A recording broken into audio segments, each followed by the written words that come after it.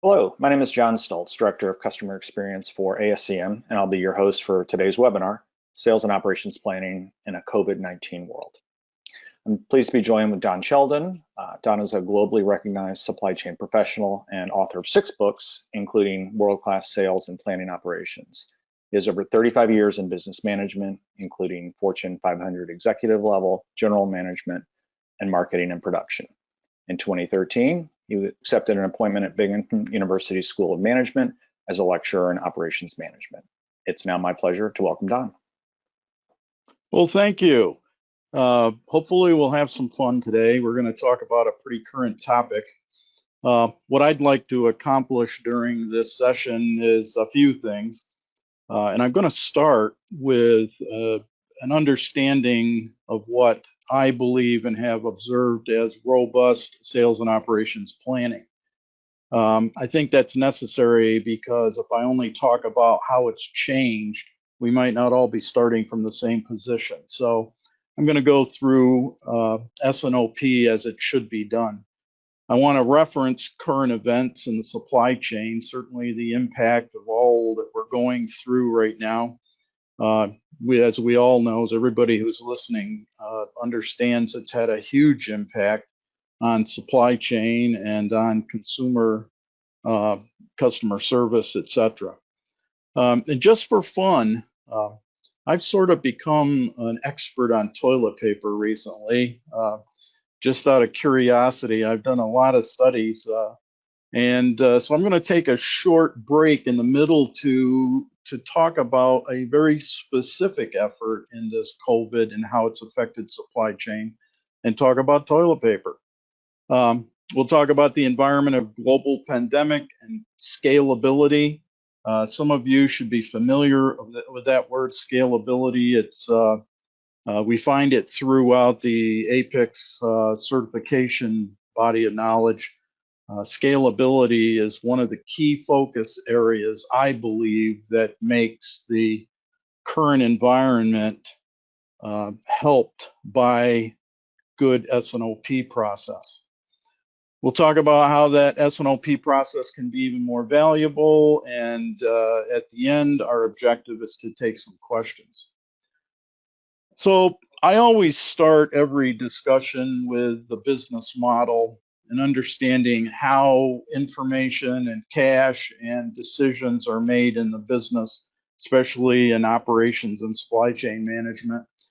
So the business model in every business that I go into starts out with understanding the business objectives. What markets are we going to service? What customers do we expect to make happy, etc.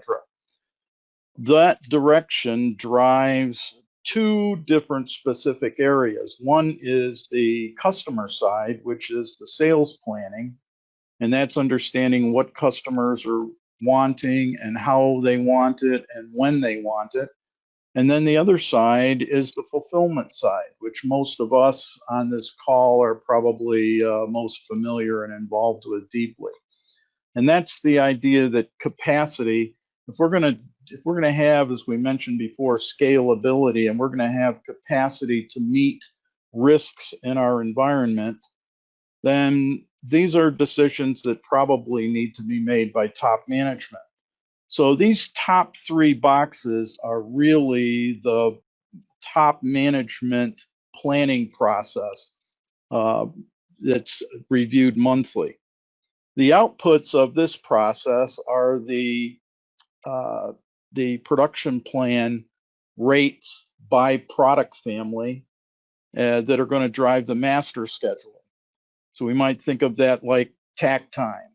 You know, what is the drumbeat of the expected outputs of each of our product lines or product families? The master schedule disaggregates that information from product family generic units into specific SKU level information. That's where we are specifically scheduling each of the product lines and all of the outputs of our facilities. That in turn drives our material planning process, and in most organizations in today's environment, that means MRP. So this middle box, the set of boxes, is the weekly operations management planning process. Once all of those processes are completed, we're talking about 80% of the activity of operations management is really planning. Then we get to the execution of those plans, and that we see at the bottom of this business model through procurement and shop floor. So this is managing the supply chain and managing our factories and the shop floor to deliver exactly what we need, exactly when we need it. And the objective, of course, is customer service. So at the bottom of this business model, we're not talking about planning per se now, we're talking about daily execution of plans. So you all signed into this webinar today thinking we're going to talk about S&OP.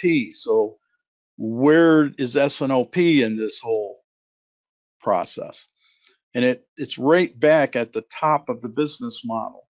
So S&OP, sales and operations planning, is where all of these three boxes are engaged. And this is the opportunity for management once a month to review where the risks are and what decisions we would make concerning capital and capacity.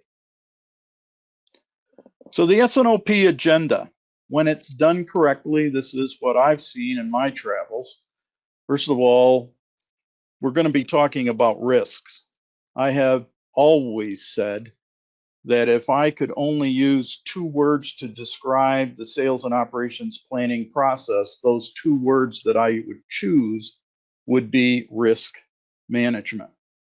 And we all know there are lots of risks, and certainly it's been highlighted in the last couple of months with the pandemic.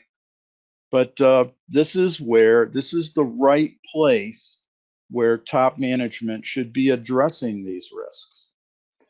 I expect in a good S&OP agenda to have metrics, and I expect those metrics to hold top management accountable, not the master scheduler. We're also going to have a spreadsheet in this process, and on this spreadsheet, we're going to have several things that we're going to review, each by product family. So again, remember, we're still in the monthly top management planning process. So we're looking at a once a month review. We're going to look at revenue and profit by product family. And I want to stop right now and remind everybody that when we're talking about revenue, we're talking about the ship plan. And the ship plan comes from 2 different places in our data, depending on whether we're a make-to-order business or a make-to-stock business. If we're a make-to-stock facility, then the ship plan is actually the sales forecast. Because if you're making to stock, if you're an Amazon, when you sell out of your own Amazon inventory, when we take an order, that's when we ship it. So the forecast of demand is equal to shipments. That's not true in the make-to-order business. In a make-to-order business, we take bookings and they go into backlog, and we don't actually get revenue until it ships. And the ship plan is the production plan. A lot of organizations, I'm making a special emphasis on this because a lot of organizations that I go into, they expect sales to forecast shipments, which, if you think about it, it only works in a make-to-stock environment. So we're going to look at revenue. We're going to look at production, which is capacity. And this is not a customer service metric. This is a capacity metric. Are we supplying enough manpower, enough equipment, enough brick and mortar, et cetera, to make the commitments that we, as the top management team, have agreed to? The sales forecast, and I want to emphasize this once again, is bookings. We are forecasting bookings, what we expect to sell. Now, if we're going to make to stock, then it also happens to mean shipments, but it does not mean shipments if we're forecasting bookings in a make-to-order business. And then the last two things on the spreadsheet are going to be inventory and backlog. And in most S&OP processes that are done well at a top management level, the only inventory we really talk about is finished goods inventory, which means we're only going to have inventory on those product families that are make to stock. We're going to have, if we're a make to order business, we're going to be looking at backlog and lead times accordingly, which affect customer service. So we're going to have a 12-month rolling plan at a minimum. It can be 24 or 36 months. I always smile when top management says they'd like to go further out, but I frown when management doesn't feel comfortable going out 12. It has to go out 12. Meeting needs to be at the same time every month. And as an old boss of mine used to say, the S&OP process is really headlights for the business. So why do we have to do this by product family? If we were asking our sales folks to give us a forecast, we could ask them for the least amount of detail, which would be, tell us how many dollars you expect to ship. In the same token, we could be mean to them and say, I really don't need to know how many dollars. I want you to tell me every stinking SKU that we're going to sell, when, and at what part of our market. The problem with this is that this is the line of detail, and if we compared that with a line of accuracy, most of us on this call would probably agree that our forecast accuracy by dollar might be fairly high. However, the accuracy by SKU level, at that level of granularity, is probably going to be very low. So, smart operations people are very quick to understand that what we're after is that target level where we get the highest level of accuracy with the highest level of detail. And in ASCM, we call that product family.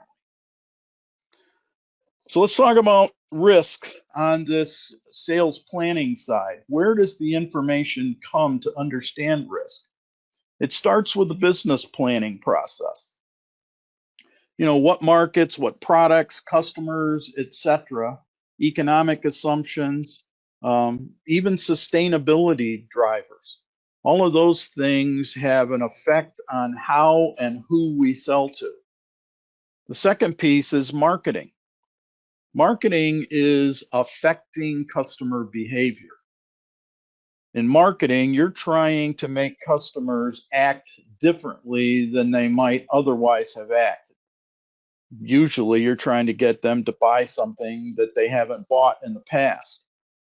So we're talking about promotions, we're talking about new product introductions, we're talking about channel management. All of those aspects have to be considered as we think about the forecast going forward. The next step is sales. And sales is different than marketing. Marketing is looking out into the future to affect customer behavior. Sales is understanding order closure. So if you're a business that takes quotes in, your sales funnel might be accepted quotes. And I used to work at the NCR Corporation. I used to be an executive there. And at NCR, we sold point of sale equipment and ATMs, and we were all the time getting quotes. And we actually calculated our anticipated closure rate to start to understand what we could expect in 5 months. The last piece, and I really think these are in order of priority, even though this is the first one everybody thinks about, and that's history. Now, we need the statistics, we need the data, we need the data analytics. All of that's important for the modeling. There are two kinds of information that are helpful generally to us. One is the intrinsic information, which is history inside the business of what we've sold and when we've sold it, seasonal trends, things like that. And then the other is extrinsic. Extrinsic is things like housing starts or purchasing managers index, etc., things that are published that come from outside sources that are helpful to us. So the sales plan isn't just sitting down and doing some modeling, exponential smoothing to come up with what we think the forecast is. What I have found is that in the really savvy businesses, the businesses that understand their markets and their customers, they're continuously introducing change into the marketplace, which affects the accuracy and ability to do modeling perfectly. We need the human understanding as well as the statistics. So how has COVID-19 affected sales planning? Well, first of all, I hope that none of you signed into this webinar thinking you're going to find the secret of predicting things like this black swan event. Nobody saw it coming. Not you, not me, not anybody on this call. And that's just the way it is. So the best I think we can do is talk about flexibility and responsiveness. We all know about the bullwhip effect. The bullwhip effect was actually was coined by Procter and Gamble in the 1960s. And it was because they were selling product and they would get surprises that sometimes the levels in the supply chain didn't necessarily stay in sync with demand, when especially if there was some chop in the demand. So what is happening now? Would we be able to understand that there's possibly some bullwhip effect happening now? I think that it probably is. And when I think it's probably going to come to light is when demand starts to get back to normal, and then we turn around and we find we've got too much inventory in several places. Each layer in the supply chain requires readiness. When customer satisfaction is one of our most important goals, and we've got to be ready for changes. Now, some of the changes in this COVID situation that we're in, I don't think anybody would have wanted to be prepared at that level because the likelihood of it happening was very nil. But if we think about respirators and PPE and testing and swabs and vaccine, that's the whole discussion, is how flexible are we in our manufacturing process to react to things, some that are reasonable and some that aren't reasonable. So what are some specifics that have happened? We all know about it. Cleaning supplies. Two things happened. One, the need spiked because all of a sudden now everybody wants to clean everything in their house. And the second thing is that culturally we start, and human behavior kicked in, and we started hoarding. PPE, that I don't think, other than the possible exception of some hoarding that happened overseas, I don't think there was a lot of hoarding that created the PPE issue. It was just the demand spike. Canned goods. You've walked through your grocery stores recently and you see there are no canned goods. That was not driven from specific demand requirements. It was hoarding, probably. Crude oil. Crude oil, we saw not too long ago, we saw that crude oil went to a negative price. That was because of a significant drop in demand. Nobody's driving their cars, airplanes aren't flying, etc. Milk. One of my clients is a multi-billion-dollar dairy company, and the milk demand has dropped significantly. And it's not because you and I aren't drinking milk, it's because the institutions like schools and businesses and restaurants are not using milk. So that created a significant drop in demand. Meat processing was a little different. What's happened in that arena is that because of COVID-19 outbreaks, there's been capacity issues. And then there's the last one that I want to talk about specifically, paper products, which were hoarded. And not only hoarded, but there's also a twist to this toilet paper issue. There are two types of toilet paper as we learn more about this. There's retail, that's soft and generally made from virgin fiber. And then there's commercial grade toilet paper that's often single ply. It's made from recycled fiber and also different in the roll configurations. Now, the interesting thing is that people are not aware of this, but there has not been a shortage on commercial toilet paper. My son-in-law is in healthcare, works in a hospital in New Jersey. They've got lots of toilet paper, never had an issue with it because they don't buy the same toilet paper that you and I buy at our house. The issues happened because people were not going to institutions, and so it was Georgia Pacific put out a stat that they said that home use retail toilet paper has jumped in demand by 40% recently. Well, the businesses that produce this, the supply chain that produces toilet paper, again, they utilize different equipment. In most situations, commercial and retail toilet paper aren't even manufactured in the same facilities, in the same paper mills. They also use different raw materials. Virgin fiber versus recycled fiber. And the distribution can be different. If you're looking to have commercial product available in your grocery store, those supply chain connections don't exist right now. They are starting to break through, but the likes of Office Max and Staples, you can actually, I looked online today, you can actually buy commercial toilet paper in bulk with no problem, but both show no supply on retail toilet paper. So what happened is demand increased, but more importantly, mix changed.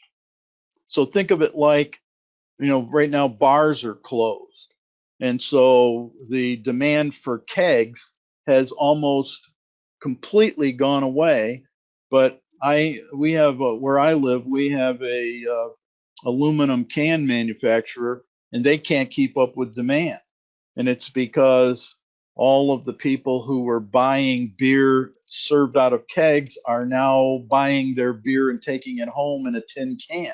So it's the same, or aluminum can. So it's the same kind of situation. The demand increased, but more importantly, the mix changed on the demand. So what's the problem with toilet paper? They're not made on the same equipment, commercial and retail. They're not even in the same paper mills. And commercial products don't have the same supply chain. So what we're saying here is that supply chain matters. I've been in supply chain for the last probably 45 years. And I would be my opinion that people haven't even thought much about supply chain except for you and I who are in that world. I don't think that's true today. I don't think you can listen to the news or read articles and news feeds without hearing about supply chain and even those words. Today's markets require flexibility and responsiveness. That's not just because of COVID. That's what is driving behaviors in the best managed businesses today. In the recent past, many companies have emphasized inventory reduction and control, but are starting to focus more on flexible capacity and strategic inventory. This strategy can't be left up to middle management or the master scheduler or the planning department. If we're going to determine that our business must have more flexible capacity and some strategic inventory, I hope we would all on this call agree that top management has to own this space. And where and when would that discussion and those decisions happen? The answer is it's going to happen in the S&OP process. So we've looked at the demand side, let's look at the production side for a moment. So if you look at this slide, what you see is at the bottom, we see that we have cumulative lead time. Cumulative lead time is the whole load of hay. It's all the things that must be done for us to get product to our customers. And as we see here, we're going to buy some components, we might do some subassembly, we might assemble, test, and ship. Your specific cumulative lead time steps might look different. This is kind of a generic view. If we're going to focus on flexible capacity and inventory, this is a discussion that needs to start with this diagram. In the Apex body of knowledge, one of the terms that we see a lot is decoupling point. So if we think of the cumulative lead time as the train, and we're trying to create flexibility and responsiveness and strategic inventory, that immediately connects to that term decoupling point. So we're going to decouple the train. In the case of make to stock, which is at the top of our chart here, our decoupling point is right at the point of finished goods inventory. If we look at assemble to order, our decoupling point is between subassemblies and assembly. So this is the old Michael Dell model where, he's going to have motherboards and drives and graphics cards and things in stock, and then you're going to order your PC and it's going to be configured just for you. And make to order, the decoupling point comes back to long lead time purchase items. If you're an engineer to order, you might argue with me that there is no decoupling point. I would argue that the decoupling point is way back at the point just after we've hired the engineers. Because in ETO, if we're going to be flexible and responsive to customer need, we can't go out and hire the engineers after we take the order. So most of this you know. I don't know how often you think about it. I know I go into a lot of companies that don't think about it. They know this stuff, but they don't think about it often enough. This is one of the secrets to flexible capacity. If we have specific parts of our offering that we strategically hold inventory for, we can have more scalability. In other words, we can flex up, or we also could flex down. Flexing down is the easy thing to do, although it's not always cost effective. But the decoupling point is a discussion we need to have. One of the things that I've learned, maybe you have too, is that I learned this from good old Vilfredo Pareto.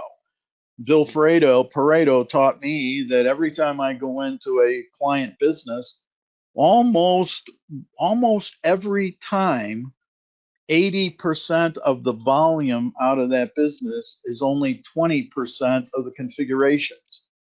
So if that's true in your business, then we would look at these decoupling points, and we would have different decoupling points for the 20% of our configurations that are higher volume than we would for all of those onesie twosie items that make up 80% of our configurations, but only 20% of the volume.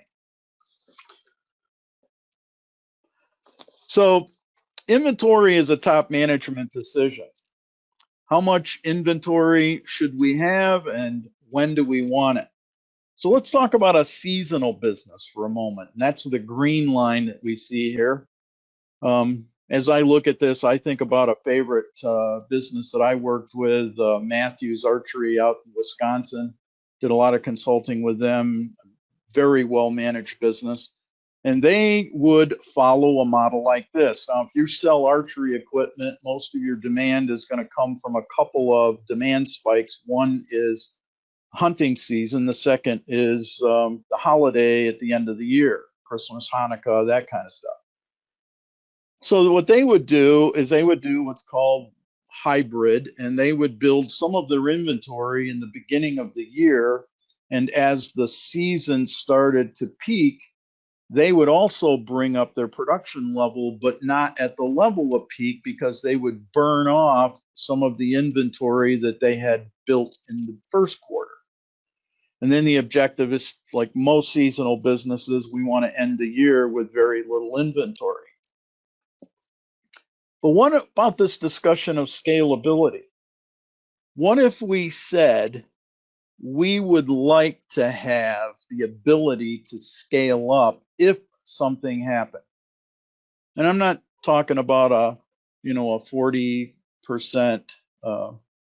extended increase in demand for toilet paper. I don't think anybody's probably going to plan for that scalability. But I'm talking about scalability of things that could happen, maybe not as rarely as our COVID outbreak, but just things that, we all know that customers are misbehaved. And I think if customer service is truly our most important operational performance objective, I think scalability's got to be part of the discussion. Years ago, I grew up in the Raymond Corporation's company that makes forklift trucks. I've been gone a long time.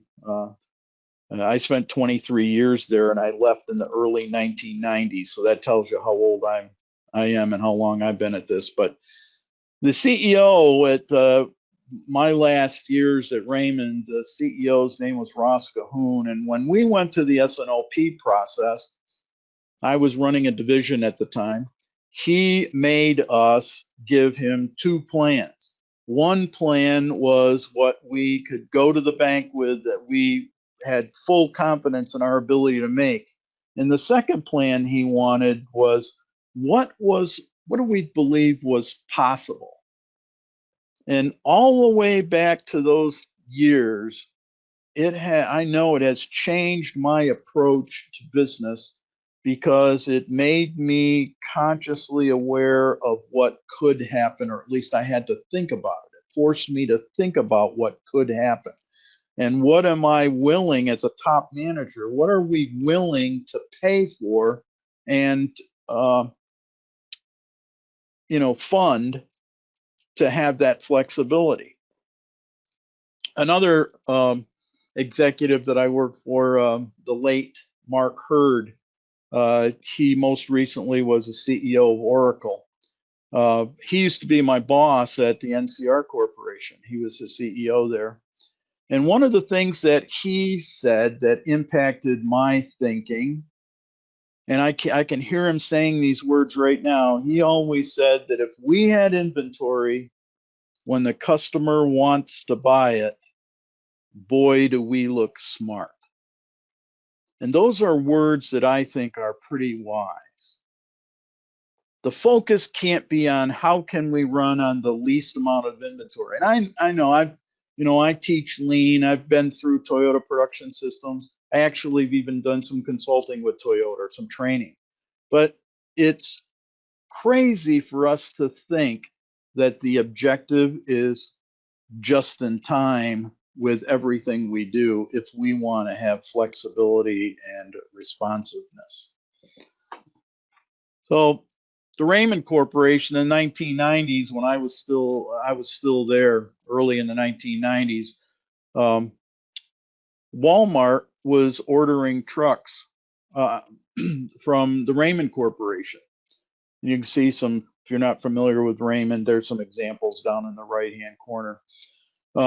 And the environment at that time was, IBM would order a few trucks and Mattel would order some trucks. And, we would get orders of 5, maybe 6 or 8 trucks, but a lot of them were 1 or 2. Walmart came along and said, we want to buy 300 trucks. And as I think back on it, I think, well, our response was 300, huh? So you want 10 now and 10 next week. And then Walmart said, no, we want 300 and we want 300 now. And that's not something that we were ready for. It's not something we were thinking about. This is scalability. So what we did, and back in those so many decades ago, what we did at the Raymond Corporation is that we built some what we called rules of engagement. And our rules of engagement set specific objectives and expectations for what we had to be ready for in whatever time frames were reasonable as considered by top management. So back to COVID. Could we see COVID-19 coming? Of course not. Nobody saw it. Nobody expected. Do we need to be flexible? I think the answer is yes. Does it impact sourcing in the supply chain? Of course it does. Should business plan for scalability on a regular level? Should that be something that we do all the time as we measure our performance? Should we be thinking about readiness? I think the answer is yes. So who should make this decision? Is this a decision of the master schedule or the materials manager? Or is it the decision of the vice president of operations? Not in the vacuum. The answer is, if we're going to do this right, it's probably going to take some capital. We're probably going to have to commit to some inventory. Or maybe we commit to some machinery that's not completely utilized. It just depends on how important is customer service to us. What's the standard deviation of variation in our demand? How good do we want to be? Where's the venue? What's the right place to discuss this? The answer is the S&OP process. As we close, here's some opportunities that need to be observed in the sales and operations planning process. And I've seen all of these happen, which is why they're on the list. These are things we want to try to avoid. Number one, not enough focus on risk management and mitigation. So what are the things that we think possibly could happen, and what are the things that we would want to be ready for? Now, understand there's going to be some things that top management's just going to say, that's too costly. If it happens, our competition's not going to be ready either, so we'll react. And that's okay, but we got to talk about it. We got to have the discussion. If the meetings aren't held consistently every month, that's just saying to the business, it's not that important. The S&OP meeting should be held, first Monday of the month, or first Wednesday, or third work day, or something that's consistent, that's always the same, so that everybody knows when it is. Not enough emphasis on customer service relationship with flexibility and inventory. I go into a lot of companies today where inventory is a dirty word. And I get it. We sort of had that beaten into us. And the accountants have thought that forever. Inventory is a dirty word. But again, as Mark Hurd used to say, if we have inventory when the customers want to buy it, boy, do we look smart. Another problem is if we try to plan and schedule to 100% capacity, it's not going to be successful. If we schedule 100% of our capacity, customers are ill-behaved, and we will end up having nasty surprises that we aren't going to be able to keep up with. And that's why at the S&OP, it's so important for us to think about this term scalability. And I'm not, you didn't hear me anytime in this webinar to suggest we should have 30% scalability or 20 or 10. All I'm suggesting and emphasizing is that we've got to make the decision what's right for our business and our market. The last thing that I see happening is not enough ownership from top management. In other words, top management shows up to the meeting and the master schedulers put these spreadsheets together and they look at them and they, maybe scrutinize them, but there's not really the ownership from top management. They need to own the data. Now, I'm not saying they're going to put the spreadsheets together. Of course, top management's not going to do that. The master scheduler is probably the person that'll put the spreadsheets together, but top management needs to be well versed on the data, to come prepared in the meeting to discuss, and maybe even to argue their side of, wanting more scalability or less. We need to talk about it. So production needs to own capacity and flexibility, and sales need to own the forecast and scalability requirements. So last slide. Who are the right people to have at the S&OP for these discussions to happen correctly? The most important person is the CEO or the president, and the job of that person is to ask tough questions. My first real exposure to S&OP goes back to the Raymond Corporation in the 1990s, and Ross Cahoon, the CEO, used to ask our master scheduler in our largest facility. He used to ask the master scheduler to meet with him the day before the S&OP. And the reason why is because he wanted to understand where the soft spots were. And nobody knows that better than the master scheduler, who understands which suppliers are not reliable. They understand which departments don't have good attendance, which departments don't take care of their equipment well, etc. The CFO, their job is really it's not a huge requirement in the S&OP. They're there as the conscience of the organization. The CFO is a scorekeeper.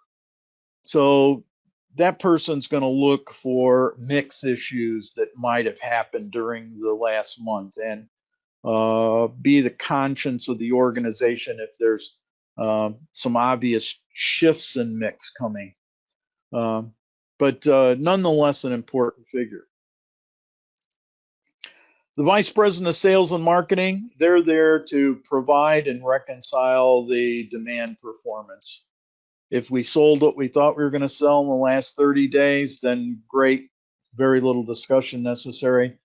What we're looking for is risks going forward.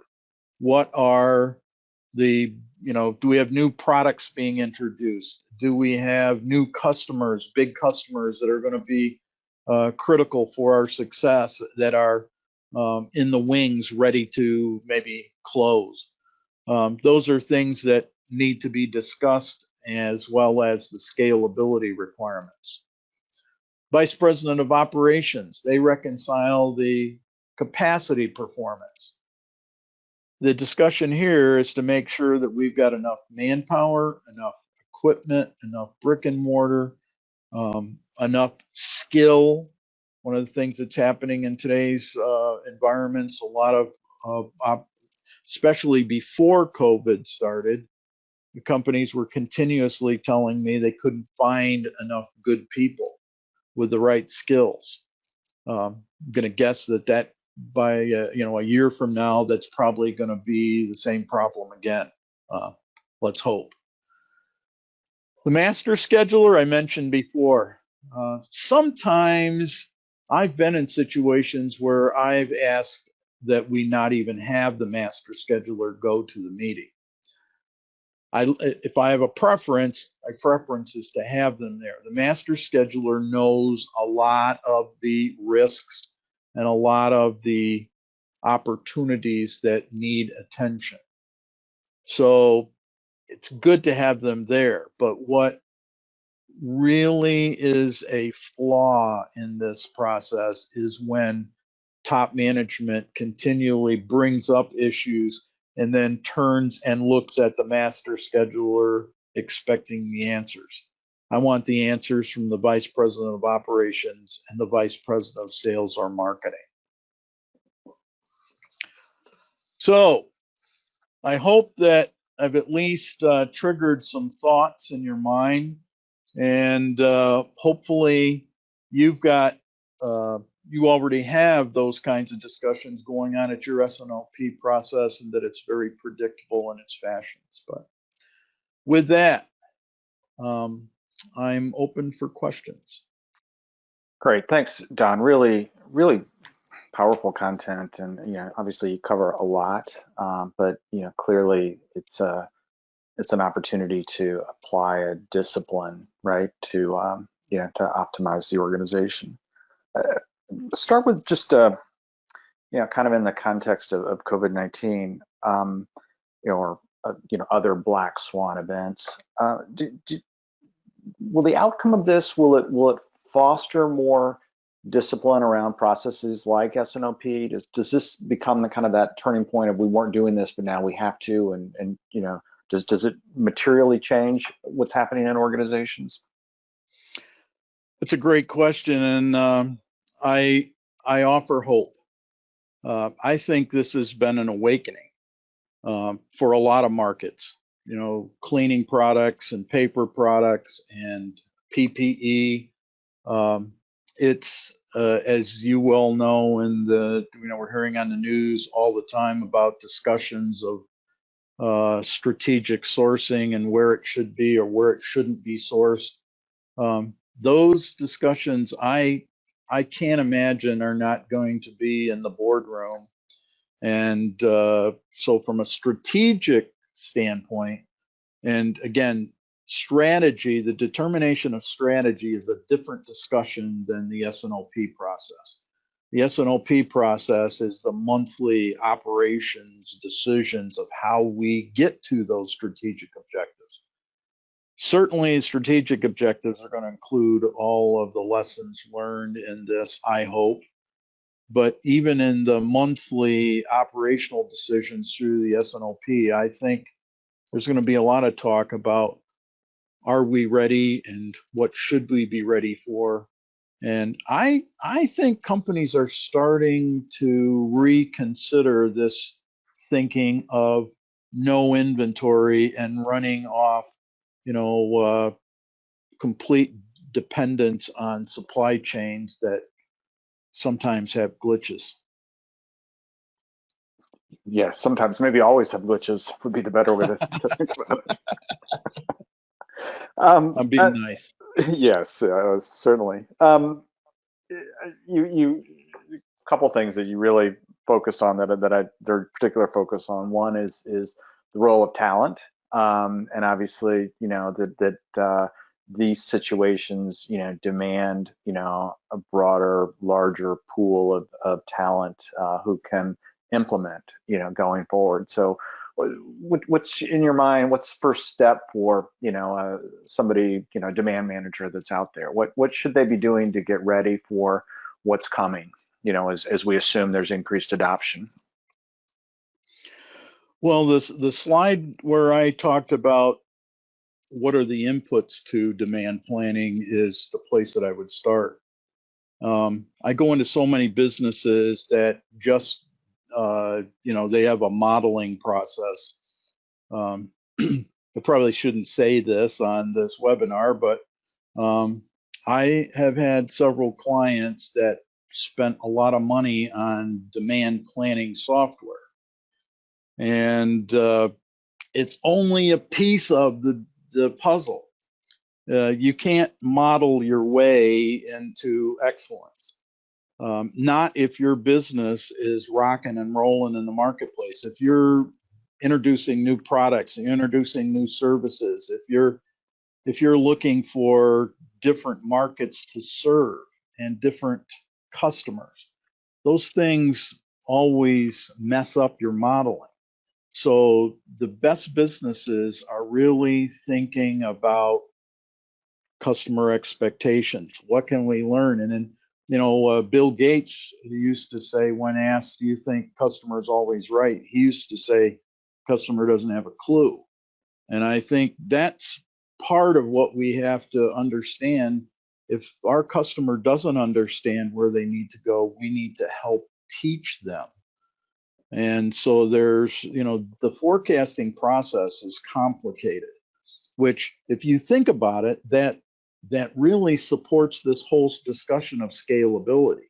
If we go into the S&OP process, understanding that forecasting is hard and it's not likely to be accurate, and if we approach it that way and we say our forecast isn't going to be accurate, but customer service is important to us, that forces that flexibility and responsiveness. So. Right. Yeah. And again, I think it goes back to that whole notion of, people, process, and technology, right? That all those pieces are connected and all have critical, roles along the way. The big technology issue that I'm finding is it seems like even the simplest products today have high technology.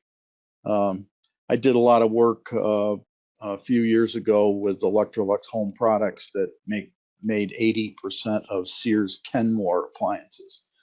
Mm-hmm. And you think of a refrigerator as being a pretty simple product, but today refrigerators are very complicated. They hook to the internet. The technology is even on its way to delivering refrigerators that read barcode off their milk and reorder milk from the grocery store. And so the days when we only hired people that needed to turn wrenches are, in today's environment, we need people who understand technology. And that's one of the big shifts that I see in business, that their products are becoming more sophisticated and the workers need to as well. Don, thank you again for your great content today. We are very excited to share that ASCM is hosting a Planning Excellence virtual forum on July 8, 2020. This online event, exclusively for ASCM members, will provide you with the opportunity to connect with other S&OP practitioners and gain valuable insights to improve the planning functions across your organization. The agenda includes a walkthrough of a real-life S&OP design team kickoff meeting, along with a panel discussion focused on key fundamentals and insider tips to help you in your S&OP journey, and much more. To learn more and to register for this complimentary event, ASCM members can visit ascm.org/virtual forum. This concludes today's webinar. Thank you for participating. All content and materials included in this ASCM online event are the property of ASCM and are protected by the United States and international copyright laws. All rights are reserved.